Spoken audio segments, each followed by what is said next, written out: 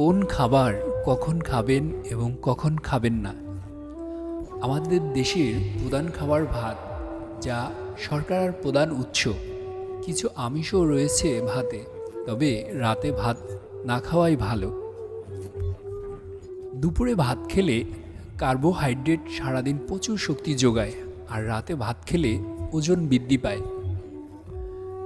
আমিষের প্রধান উৎস মাংস, রোগ প্রতিরোধ ক্ষমতা বৃদ্ধি করে মাংস।